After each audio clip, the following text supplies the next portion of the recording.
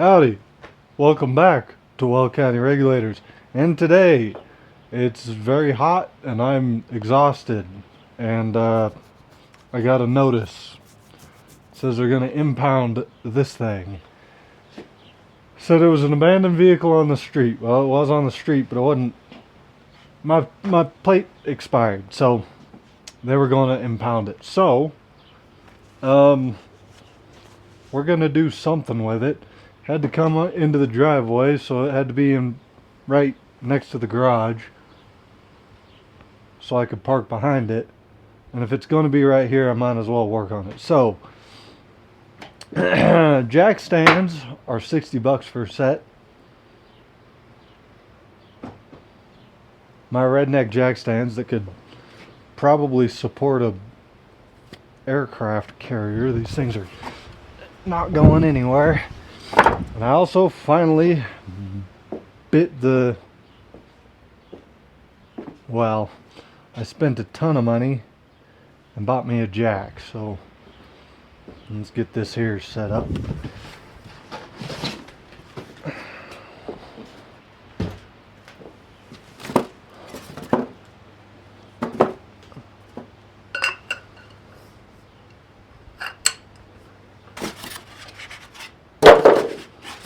These here jacks were on sale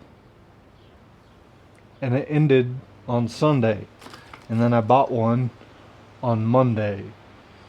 So if I'd have gone in one day earlier, I'd have got like half off or something. It was a huge sale, but I wasn't planning on buying one then, so they're expensive. I didn't want to buy one. But it would have been a very big pain to use my bottle jack for this.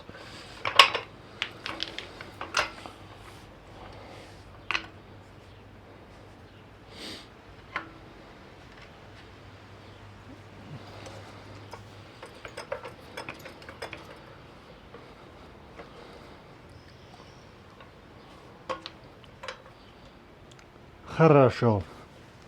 So if you remember what I said about it, I said that it made some sounds.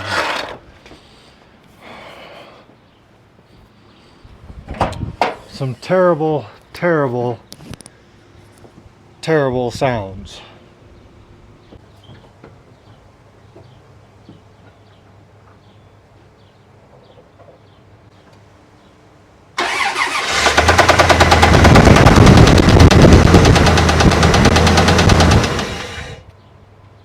Believe it or not, and you're not likely to, that actually sounded a lot better than it did a couple of days ago. So the sound we just heard, I think, is just a spun bearing in the bottom end of it, or else in the top end, or else in the both ends.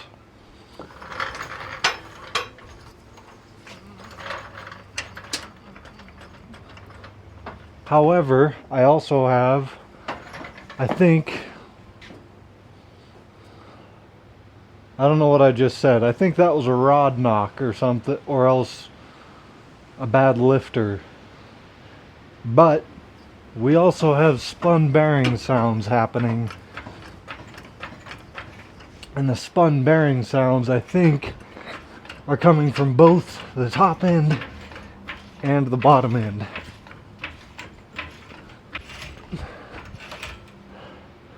Ah, yes. Jack does not go high enough to get it onto these stupid blocks that I built, because I built them way too tall. Oh, check my suspension too. We also have some suspension sounds, some tie rod sounds, it looks like. Wheel bearing is good. Ball joints appear to be good.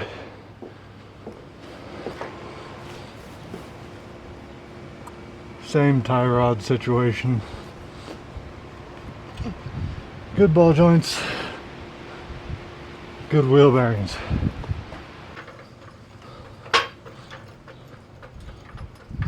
an ideal place to jack the truck up from, but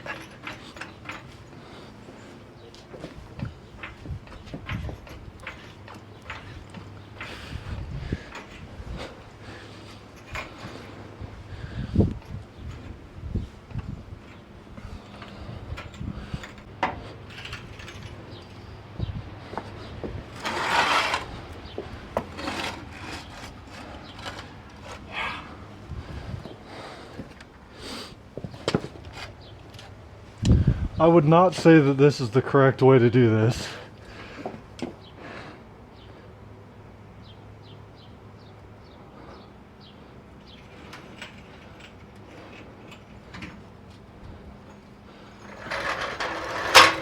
I would say that it's exactly how I'm going to do it.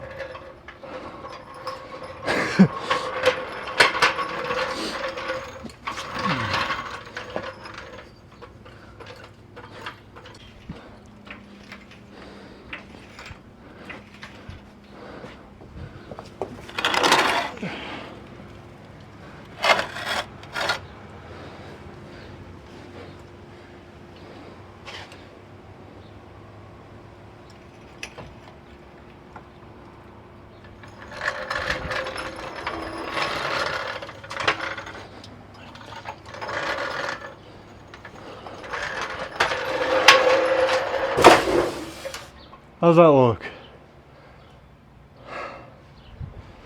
Vaguely alright, huh? I think so. So the noises you heard, I think,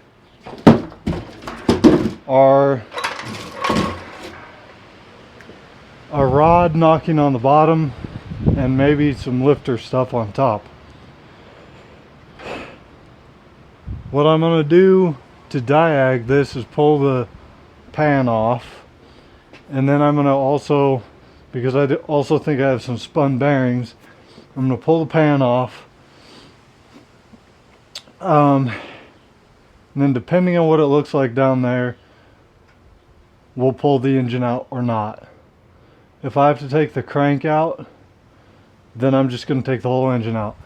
The really nice thing about these Dodges that I really like is you have 4 bolts and the bumper comes off. You got 8 bolts and this lower support comes out. You got 4 bolts and this upper support comes out. Then you got the radiator and the condenser and coolers, and then you have a fan, and then it's the engine. You can get to everything very easily. So we might just do that. We'll see. Item of business number 1. Really should be chock the wheels.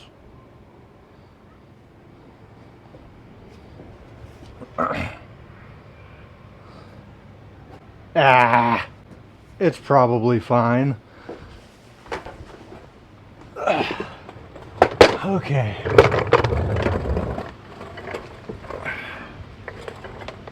So we got to do an oil change basically. We got to drain the oil. Once the oil's drained, I should be able to drop this pan without taking anything other than maybe this cross member out. I'm not even entirely sure if I have to take that cross member out or not.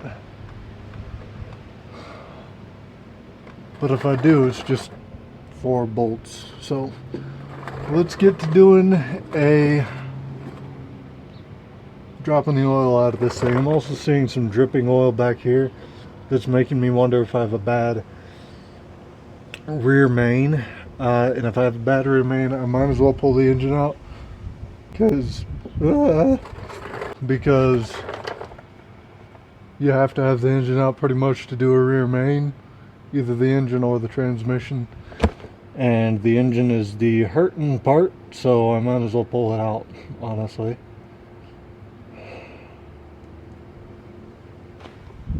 That's for a later date. Today, drop the oil, drop the pan. If I have time, drop the coolant. We also have a leaking radiator, so we're just going to take care of that. Depending on whether or not we pull the engine out, we're going to have to pull the radiator out anyway.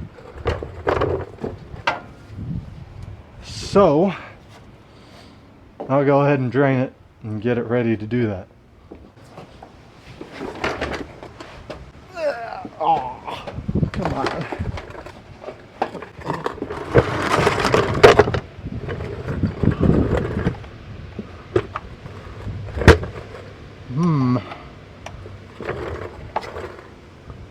So I had the truck for sale. Nobody was interested in it. It was for $1,000. I feel like I should be able to get $1,000 for a truck that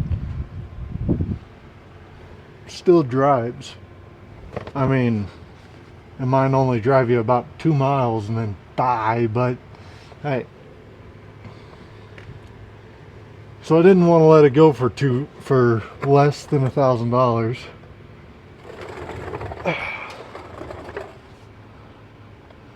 So I haven't sold it yet. The highest offer I got was like $650, which really doesn't seem like enough to me. In today's market, you can't find a truck for less than like 10 grand if it runs and drives.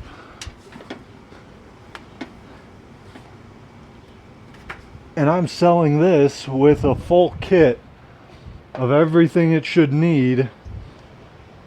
It's that timing kit that I bought for it.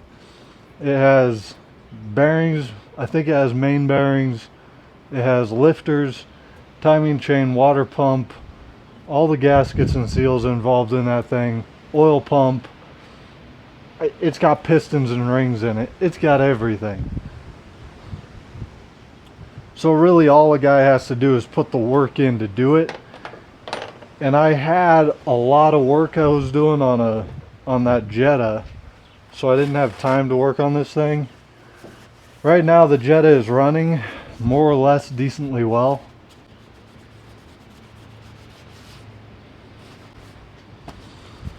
I carry a scan tool on me everywhere I go, if that means anything to you. The scan tool at work organizes the different vehicles by the most recently used. We use that for a lot of vehicles, and the number one thing is Volkswagen, and there's only one Volkswagen that's ever been plugged into, if that means anything to you.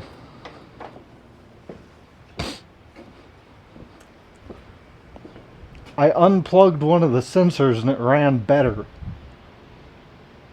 And that sensor's been unplugged ever since, and it will remain unplugged, I think, if that means anything to you.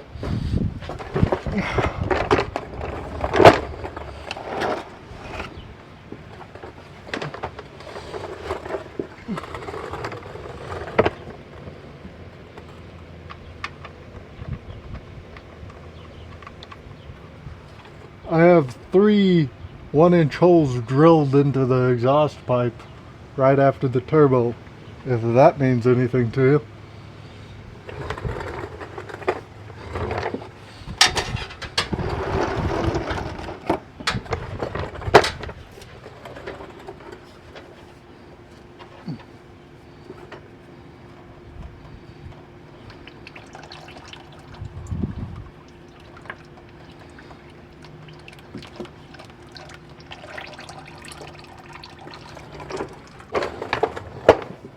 Oh, did I tighten that? Oh,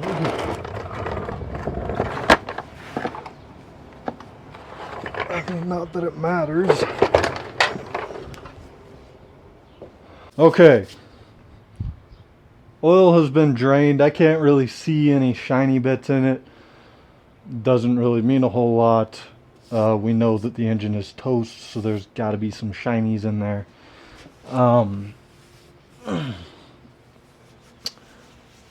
Right about now, what I need to do is decide if I'm pulling the engine out or leaving it in. If I'm pulling the engine out, It's going to be a lot easier to pull it out and then take the pan off and take the heads off and all that than it would be to do all that while it's in the truck and then still have to take it out for something. So here's the concept that I've come up with in my brain, and is entirely more work than I need right now, and would cost a metric buttload of money, and will take an eternity to get it out of my driveway, but it would be kind of cool. And that is desert truck. Not full on like trophy truck bullcrap, because trophy truck bullcrap, I mean, the one that Donut built out of the Ranger, that was like $100,000, and it's not even up to spec really. Surprise, I don't have $100,000 to drop at it. So what I'm talking about is maybe some long arm stuff, just kind of redneck it, build it myself, do everything I can myself, and just kind of build a beater. It's funner to drive a slow car fast than a fast car slow, and this thing taught me that. I drove this thing like an absolute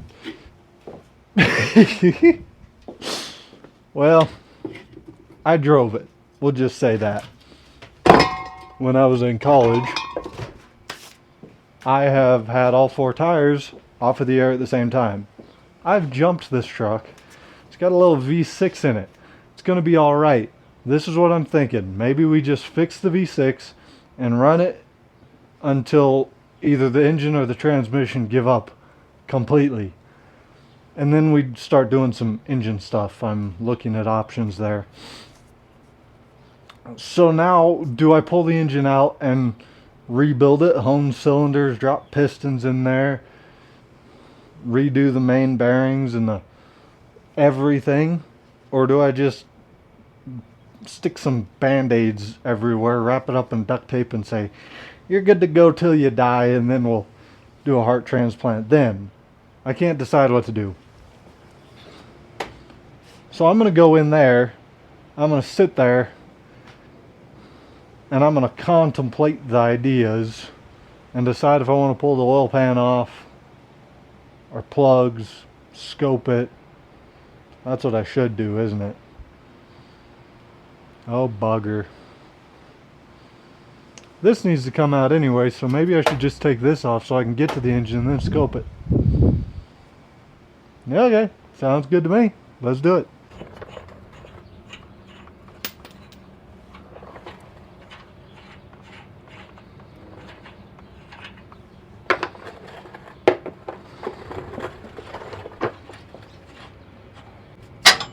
Oh yeah, I don't want to be down here.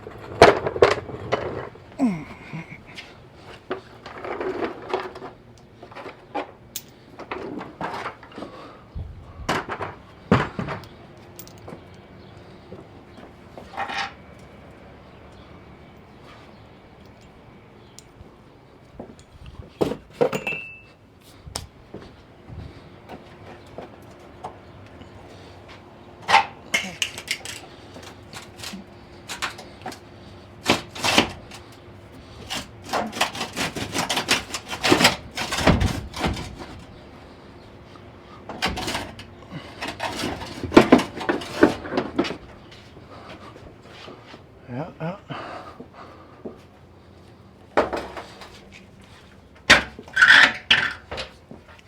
There's you a bumper.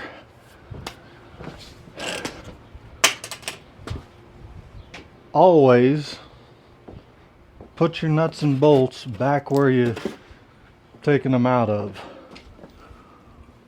Even if it's like a lug nut or something, that there's only one place it can go, you'll still find a way to end up with extra bolts. Bachelor meal of the day.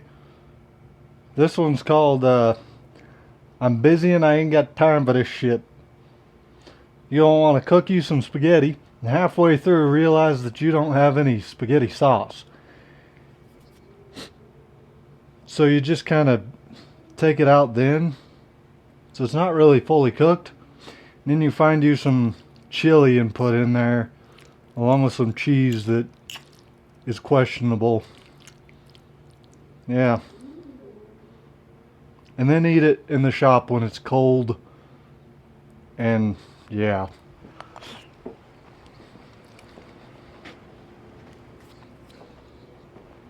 I don't know. I've had worse things in my mouth.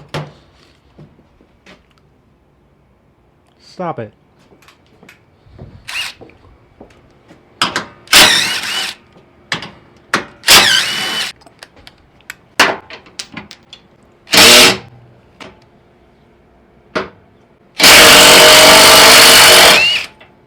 Good Lord.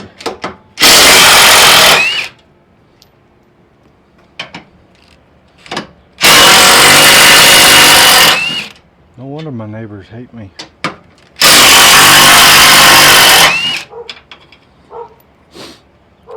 Yeah, me too, guy.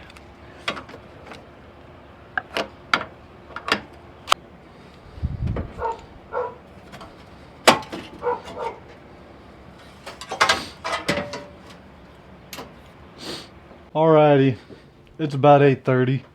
I gotta be up at 4:30 as usual. So I'm gonna go ahead and call it good for the night. We'll tackle this again, I don't know, in the future. Yeah.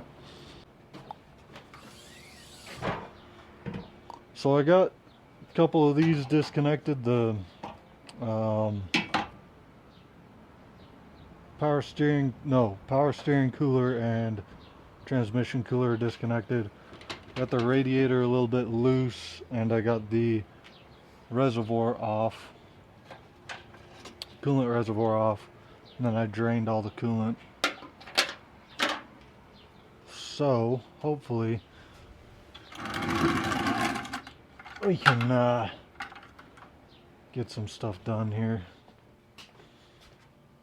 I would like to get the radiator and the transmission cooler and the cross member there out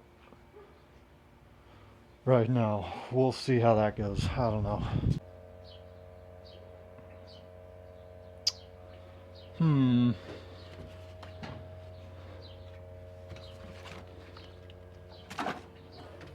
Have y'all seen my doohickey? Because I can't find it.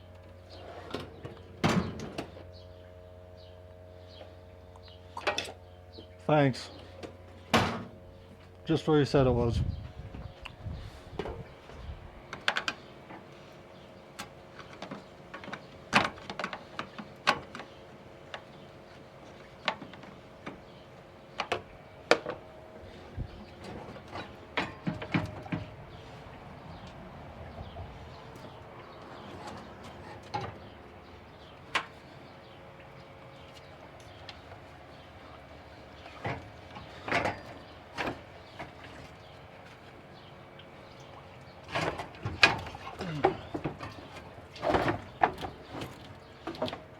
Come here now.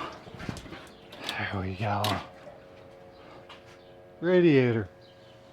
It's got holes in it. No good radiator.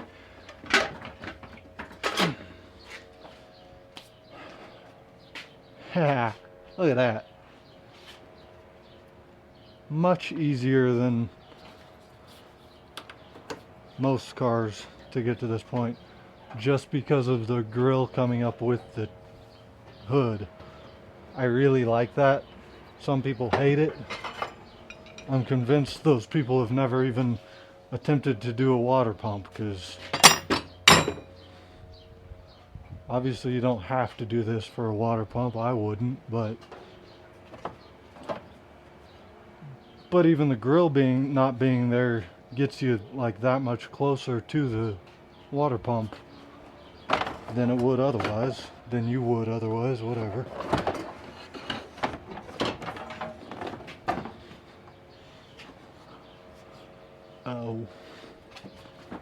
Oh dear.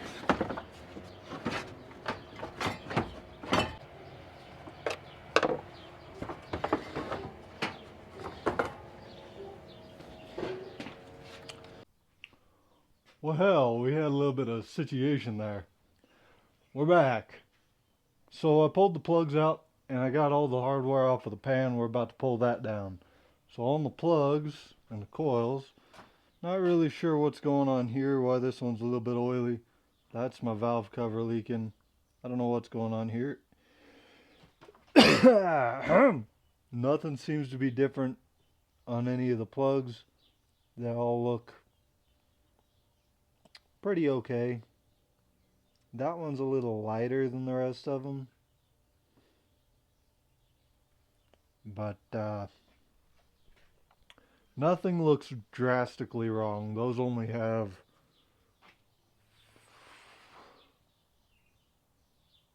30,000 miles on them, maybe. I don't know exactly how many. We're going to go ahead and pull this pan down and see what the innards. I got my phone propped up against something and it stopped my recording.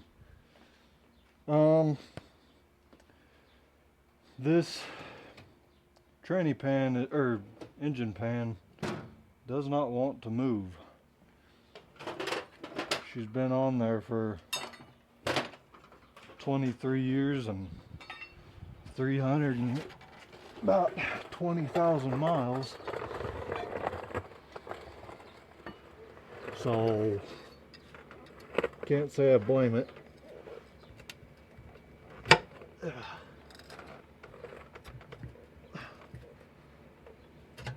Good Lord. Come on there.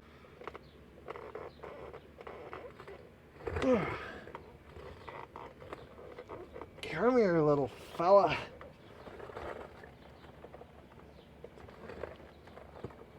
Good Lord. What are you doing, bro? Well, the gasket's coming down with it. Is that a problem? That shouldn't be a problem.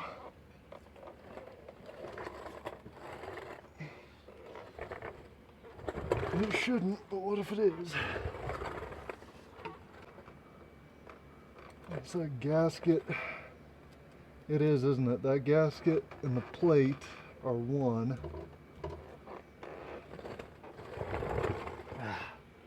And the plate screws into the bottom of the engine, don't it? Is that what I'm doing wrong? Boy howdy, I don't know. Ugh. Ow. Huh. Well, let me fight with it for a minute and I'll bring you back when I figure something out. Yeah, I was correct. So the splash pan there, hold on.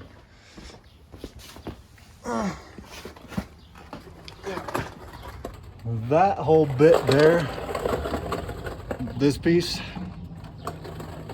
it was stuck to my pan just from having been stuck to it for 320K. And then this is bolted to the engine, the rotating, well, not the block. It's bolted to the block right there and there from the oil pickup. So it just didn't want to release this whole bit from the pan. Managed to get it pulled off. What oil is left in here? That right there is a shiny bit that I dug out from down here below the... See that? That ain't the color of the oil that should be in your engine. That's there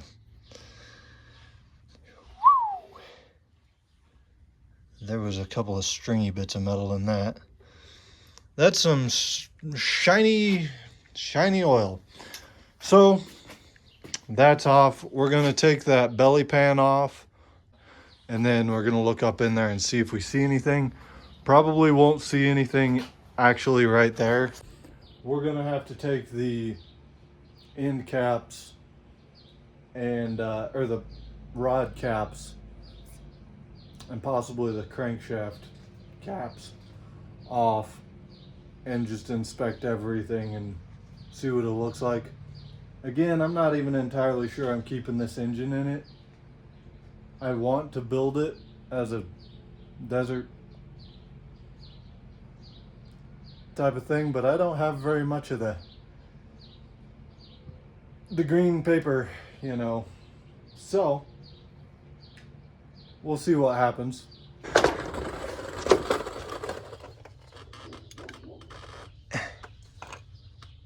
Well, yeah, that's an engine right there, huh? Well, I'll be dipped. Heaven only knows if my phone saved the last several minutes of recording. Everything here is looking pretty kind of okay. Look at all the metal bits though. I mean, I wouldn't call that okay, but there's no obvious catastrophic failure. The chain is still on it, so that's something. Well, folks, I think that'll about do it for this month's video. If you enjoyed it for some reason, give it a thumbs up and a comment and whatever else you're supposed to do with videos these days. Otherwise, next month's video will be taking the engine out and starting to tear it apart to rebuild it.